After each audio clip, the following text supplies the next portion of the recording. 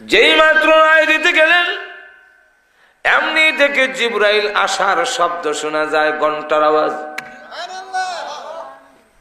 জিবরাইল আসার আগে ঘন্টার মতো একটা আওয়াজ নবী শুনতেন, গণ গণ গণ আইতাছে।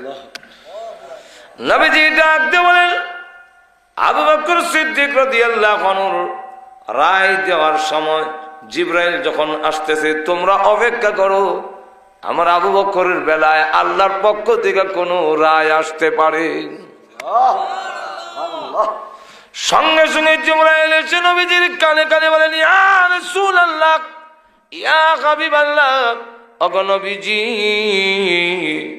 আবু বকর সিদ্দিকের বিরুদ্ধে রায় দেওয়ার আগে কোরআনের আয়াত শুনুন, তারপরে রায় দিবেন।